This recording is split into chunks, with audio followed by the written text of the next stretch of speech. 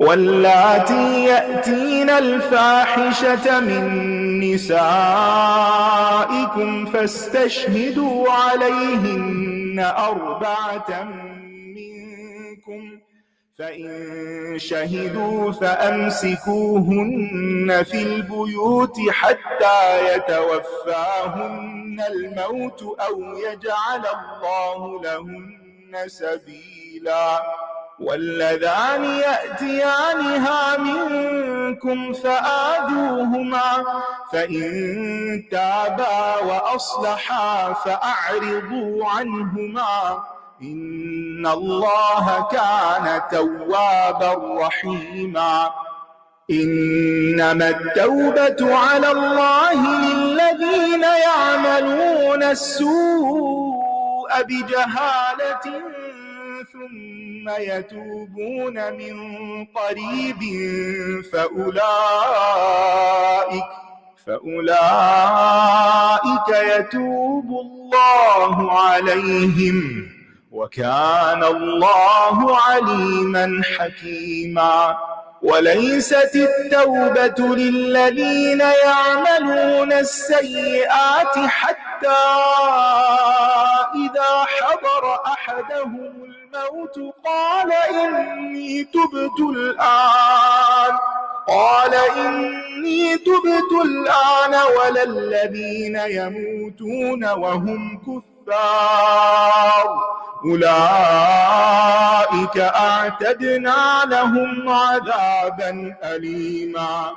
يا أيها الذين آمنوا لا يحل لكم أن ترثوا النساء كرها ولا تعضلوهن لتذهبوا ببعض ما آتيتموهن إلا أن يأتين بفاحشة مبينة، وعاشروهن بالمعروف، فإن كرهتموهن فعسى أن تكرهوا شيئا ويجعل الله فيه خيرا كثيرا. وإن أردتم استبدال زوج مكان زوج وآتيتم إحداهن قنطارا فلا تأخذوا منه شيئا، أتأخذونه بهتانا وإثما مبينا. وكيف تأخذونه وقد أفضى بعضكم إلى بعض وأخذن منكم ميثاقا غليظا. ولا تنكحوا ما نكح آباؤكم من النساء إلا ما قد سلف، إنه كان فاحشة ومقتا وساء سبيلا। और तुम्हारी औरतों में से जो बेहयाई का इर्तिकाब करें यानी जिना का, तो उनके इस जुर्म पर अपने मर्दों में से 4 गवाह तलब करो। फिर अगर वो गवाही दे दें तो उनको सजा के तौर पर घरों में रोक रखो यहां तक कि उन्हें मौत आ जाए या अल्लाह उनके लिए कोई और रास्ता बना दे। ये जिना की सजा का इब्तिदाई हुक्म है और इसमें आप देख रहे हैं कि 4 गवाहों की बात की गई है। ऐसे नहीं कि कोई भी उठ के किसी औरत पर कोई इल्जाम लगा दे। अगर कोई लगाएगा तो खुद फिर उसके लिए 80 कोड़े हैं। और तुम में से वो 2 मर्द जो इस बुराई का इर्तिकाब करें तो उन दोनों को ईजा दो। फिर अगर वो दोनों तौबा कर लें और इस्लाह कर लें तो उनसे एराज बरतो। बेशक अल्लाह बहुत तौबा कबूल करने वाला, निहायत रहम करने वाला है। तो इससे ये पता चलता है कि इस्लाम में जो हुदूद कायम की गई हैं उनको उनका लिहाज रखना जरूरी है, और अगर कोई उन हुदूद को फलांगता है और उससे माशरे के अंदर फसाद होता है तो फिर उसका हल भी बताया गया है।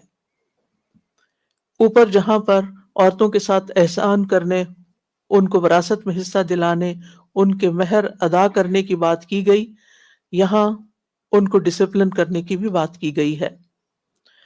بہرحال زنا کی یہ سزائیں جو ہیں یہ منسوخ ہو چکی ہیں، ان کے بارے میں سورۃ النور میں واضح ہدایات آئیں گی۔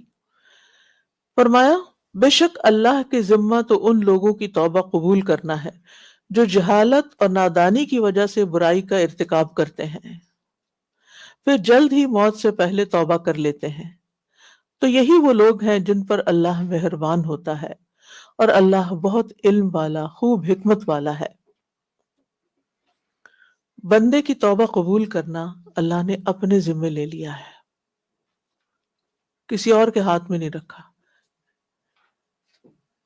انما التوبۃ علی اللہ، یعنی ایسے لوگوں کی توبہ قبول کرنا یہ اللہ کے ذمہ ہے، ورنہ اللہ تعالیٰ پر کوئی چیز لازم نہیں کہ وہ ضرور کرے، لیکن اللہ نے بندوں پر مہربانی کرتے ہوئے ان کو توبہ کا شوق دلایا ہے، موٹیویٹ کیا ہے کہ اگر تم توبہ کرو گے تو یہ میری ذمہ داری ہے کہ میں تمہاری توبہ قبول کروں گا۔ سوال یہ پیدا ہوتا ہے کہ اگر کوئی جانتے بوجھتے گناہ کر کے توبہ کرے تو کیا اس کی توبہ قبول ہو جائے گی؟ کیونکہ اوپر تو آیا نا کہ جہالت اور نادانی کی وجہ سے۔ تو بات یہ ہے کہ کوئی بھی گناہ کرنے والا دراصل جہالت کا ثبوت دے رہا ہوتا ہے، کیونکہ وہ گناہ کے انجام سے بے خبر ہو کر گناہ کرتا ہے۔ تو جب بھی وہ توبہ کرے گا، چاہے جان بوجھ کے کیا گناہ یا پھر انجانے میں ہو گیا، غلطی سے ہو گیا، لیکن اگر وہ شرمندہ ہو گیا اپنی غلطی پر، اللہ کی طرف پلٹ آیا، اپنی اصلاح کر لی، اللہ سے معافی مانگ لی، تو اللہ تعالیٰ کا وعدہ ہے کہ وہ معاف فرما دے گا۔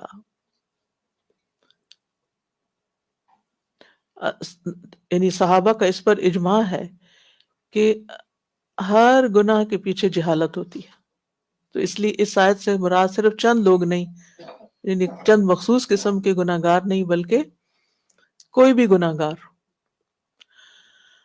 اور نہیں توبہ قبول ہوتی ان لوگوں کی جو برے عمل کرتے رہتے ہیں، یہاں تک کہ جب ان میں سے کسی ایک کو موت آتی ہے تو وہ کہتا ہے بے شک میں اب توبہ کرتا ہوں، تو اس وقت پھر توبہ نہیں قبول ہوتی۔ اور نہ ہی توبہ قبول ہوتی ہے ان لوگوں کی جو کفر کی حالت میں مر جاتے ہیں، یہی وہ لوگ ہیں جن کے لیے ہم نے دردناک عذاب تیار کر رکھا ہے۔ موت کا وقت کسی کو معلوم نہیں، نہ جانے کب آ جائے، اس لیے انسان کو توبہ کو مؤخر نہیں کرنا چاہیے، پوسٹ پون نہیں کرنا چاہیے کہ حج پہ جائیں گے تو توبہ کر لیں گے، رمضان آئے گا تو معافی مانگ لیں گے، کسی خاص موقع پر یہ سب کر لیں گے۔ نہیں، ساتھ کے ساتھ اپنی صفائی، جیسے اپنے جسم کی صفائی روزانہ ہم کرتے ہیں، اسی طرح اپنی روح کی صفائی، اپنے دل کی صفائی بھی روزانہ کی بنیاد پر کرتے رہنا چاہیے۔ ہر روز استغفار کرنا چاہیے، اللہ تعالیٰ سے معافی مانگنی چاہیے، اور اس بارے میں تاخیر نہیں کرنی چاہیے۔ پھر فرمایا اے لوگو جو ایمان لائے ہو، تمہارے لیے حلال نہیں کہ تم زبردستی بیوہ عورتوں کے وارث بن بیٹھو، اور نہ ہی انہیں ناپسند ہونے کے باوجود اس لیے روک رکھو کہ تم نے انہیں جو مہر دیا ہے اس کا کچھ حصہ واپس لے لو، مگر یہ کہ وہ کھلی بے حیائی کا ارتکاب کریں، اور ان کے ساتھ بھلے طریقے سے گزر بسر کرو۔ مردوں کو حکم دیا جا رہا ہے کہ عورتوں کے ساتھ بھلے مانس لوگوں جیسا سلوک کرے، اچھا سلوک کرے، معروف طریقے سے زندگی بسر کرے۔ پھر اگر تم انہیں ناپسند کرتے ہو، یعنی بعض اوقات ایک ایسا ہوتا ہے نا کہ بیوی کے رویے کی وجہ سے شوہر اس کو سخت ناپسند کرتا ہے، تو بھی صبر کرنے کا حکم دیا گیا۔ پھر بھی تم اپنے حقوق ادا کرتے رہو، اپنے فرائض ادا کرتے رہو، بیوی کا حق دیتے رہو۔ ہو سکتا ہے کہ ایک چیز تمہیں ناپسند ہو اور اللہ اسی میں بہت سی بھلائی ڈال دے۔ یعنی کچھ چیزوں کو برداشت کرنا بڑا ہی مشکل ہوتا ہے اور ان پر صبر کرنا پڑتا ہے، اور انسان اگر صبر کر لیتا ہے تو اللہ تعالیٰ اسی میں سے کوئی خیر نکال دیتا ہے۔ اور خاص طور پر اگر کوئی خاتون مومن ہے اور اللہ کی اطاعت گزار ہے، اس کے اندر اور بہت سی خوبیاں ہیں، لیکن خاوند کا دل خوش کرنا نہیں جانتی، تو ایسی صورت میں بھی کیا حکم دیا گیا؟ نبی صلی اللہ علیہ وسلم نے فرمایا کوئی مومن اپنی مومنہ بیوی سے بغض نہ رکھے، اگر اسے اس کی کوئی ایک عادت ناپسند ہوگی تو دوسری پسند بھی ہوگی، تو دوسرے کی خوبیوں پر نظر رکھو۔ اور اس میں عام طور پر شیطان کا بڑا ہاتھ ہوتا ہے میاں بیوی کے تعلقات خراب کرنے میں، لہٰذا بیوی کے بارے میں اگر کسی قسم کا کوئی وسوسہ آ رہا ہے، کیونکہ بعض اوقات تعلقات شک کی بنا پہ خراب ہو جاتے ہیں، مرد حضرات اپنی بیویوں پہ شک کرتے ہیں اور وہ شک ان کی زندگی حرام کر دیتا ہے، تو ایسے وسوسوں سے بچنے کے لیے اپنے آپ کو اللہ کی حفاظت میں دیں، اللہ کی پناہ طلب کریں، اور دوسروں کے اندر خیر کے پہلو کو مد نظر رکھیں، ہمیشہ دوسروں کی خیر دیکھیں۔ فَأَسَىٰ أَن تَكْرَهُوا شَيْئًا وَيَجْعَلَ اللَّهُ فِيهِ خَيْرًا كَثِيرًا۔ ہم میں سے ہر شخص کی زندگی میں کچھ لوگ، کچھ چیزیں، کچھ کام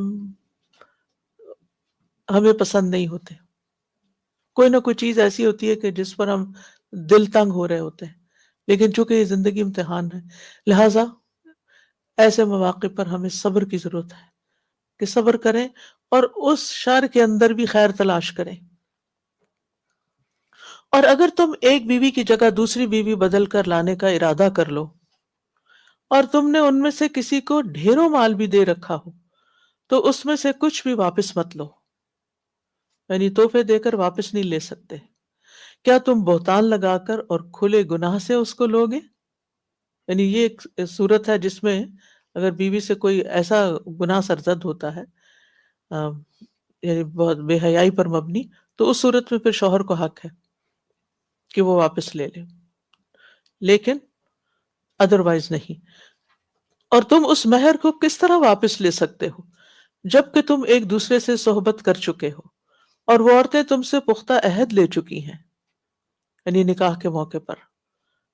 نکاح جو ہے ایک کانٹریکٹ ہوتا ہے جس میں دونوں ایک دوسرے کے حقوق و فرائض ادا کرنے کا وعدہ کرتے ہیں، اور تم ان عورتوں سے نکاح نہ کرو جن سے تمہارے باپ نکاح کر چکے ہوں سوائے اس کے جو پہلے گزر چکا، یقیناً یہ ایک بے حیائی کا کام، قابل نفرت بات اور بہت ہی برا راستہ ہے۔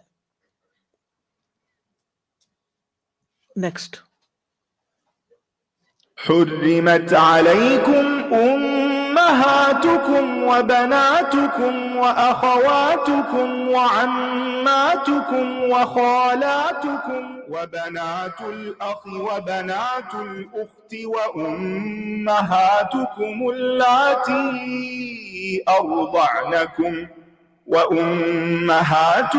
اللاتي أرضعنكم وأخواتكم من الرضاعة وأمهات نسائكم وربائبكم اللاتي في حجوركم من نسائكم اللاتي دخلتم بهن وربائبكم اللاتي في حجوركم من نسائكم اللاتي دخلتم بهن فإن لم تكونوا دخلتم بهن فلا جناح عليكم وحلائل أبنائكم الذين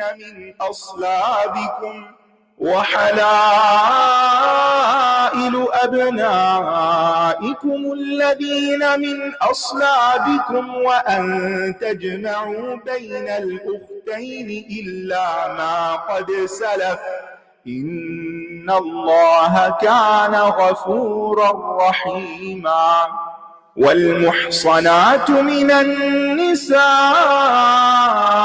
إلا ما ملكت أيمانكم كتاب الله عليكم وأحل لكم ما وراء ذلكم أن تبتغوا بأموالكم محصنين غير مسافحين فما استمتعتم به منهن فآتوهن أجورهن فريضة ولا جناح عليكم فيما تراضيتم به من بعد الفريضة إن الله كان عليما حكيما ومن لم يستطع منكم طولا أن ينكح المحصنات المؤمنات فمما ملكت أيمانكم من فتياتكم المؤمنات والله أعلم بإيمانكم بعضكم من بعض فانكحوهن بإذن أهلهن وآتوهن أجورهن بالمعروف محصنات غير مسافحات ولا متخذات أخدان فإذا أحصن فإن أتين بفاحشة فعليهن نصف ما على المحصنات من العذاب ذلك لمن خشي العنة منكم وأن تصبروا خير لكم والله غفور رحيم. تم پر نکاح کے لیے حرام کر دی گئی ہیں، یعنی تمہارا نکاح نہیں ہو سکتا ان خواتین سے. کون؟ تمہاری مائیں اور تمہاری بیٹیاں اور تمہاری بہنیں اور تمہاری پھوپھیاں اور تمہاری خالائیں اور تمہارے بھائیوں کی بیٹیاں یعنی بھتیجیاں اور تمہاری بہنوں کی بیٹیاں یعنی بھانجیاں اور تمہاری وہ مائیں جنہوں نے تمہیں دودھ پلایا ہو اور تمہاری رضائی بہنیں اور تمہاری بیویوں کی مائیں یعنی ساس اور تمہاری وہ زیر پرورش بیٹیاں جو تمہاری ان بیویوں میں سے ہیں جن سے تم دخول کر چکے ہو. یعنی ایک عورت جس کی شادی پہلے کسی اور مرد سے ہوئی اور اس سے بیٹی پیدا ہوئی، وہ فوت ہو گیا، اس عورت نے دوسرے مرد سے شادی کی، اب اس مرد کے لیے اس عورت کی بیٹی حرام ہے اگر وہ اس کے نکاح میں آ چکی ہے اور اس سے اس کا جسمانی تعلق قائم ہو چکا ہے.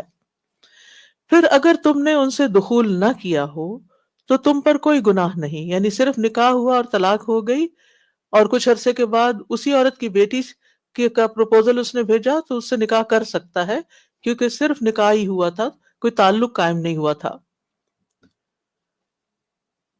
پھر اگر تم نے ان سے دخول نہ کیا ہو تو تم پر کوئی گناہ نہیں کہ تم ان سے نکاح کر لو، اور تمہارے صلبی یعنی حقیقی بیٹوں کی بیویاں یعنی بہویں وہ بھی تم پر حرام ہیں.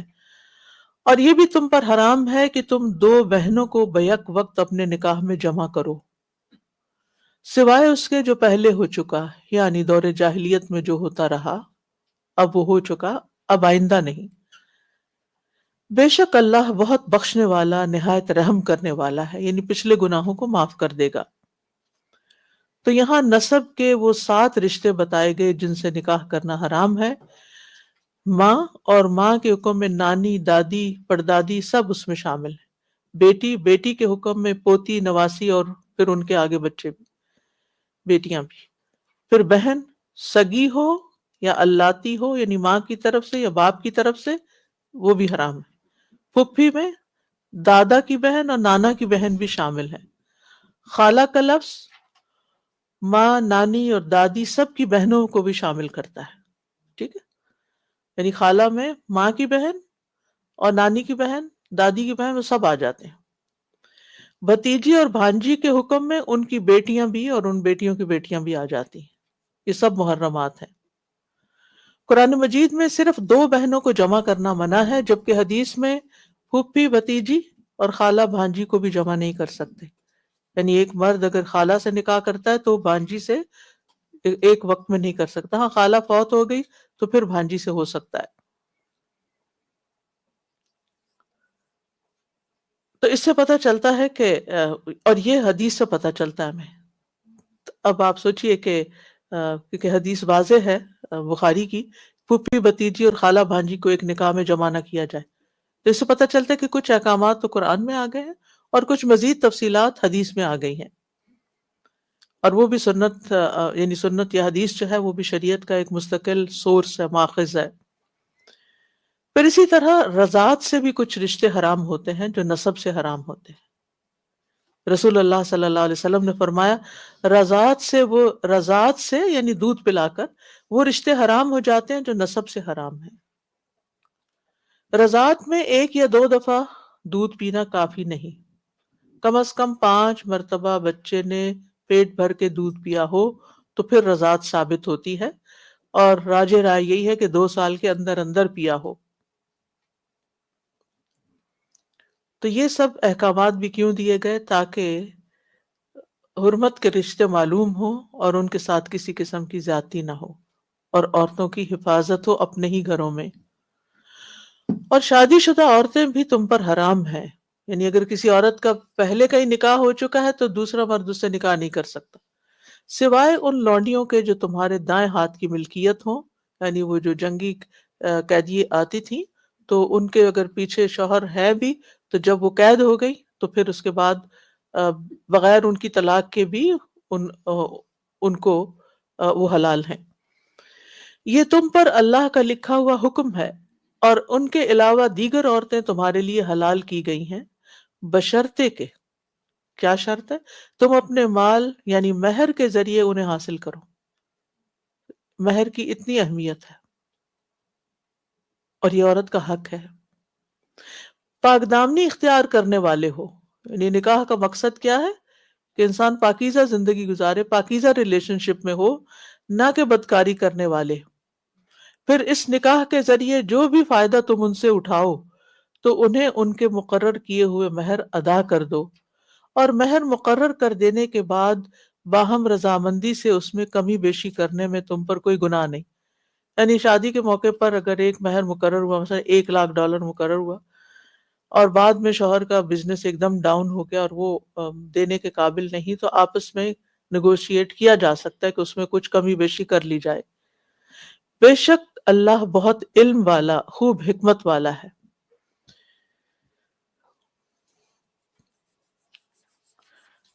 یہاں پر جو بات کی گئی ہے نا کہ وَأُحِلَّ لَكُم مَّا وَرَاءَ ذَلِكُم، کہ اس کے علاوہ دوسری عورتوں سے تمہارے لیے نکاح کرنا حلال ہے، تو اس میں یہ ہے کہ اس کی مزید وضاحت یہ ہے کہ 4 سے زیادہ کے ساتھ نہیں کر سکتے، یا اس عورت سے جس سے لعان کیا گیا ہو دوبارہ نکاح نہیں ہو سکتا، یا حلالہ نہیں کروانا چاہیے، اور ولی کے بغیر بھی نکاح نہیں کرنا چاہیے، اور نکاح کرنے میں ایسی عورت کا انتخاب کرنا چاہیے جو پاک دامن ہو اور دین والی ہو۔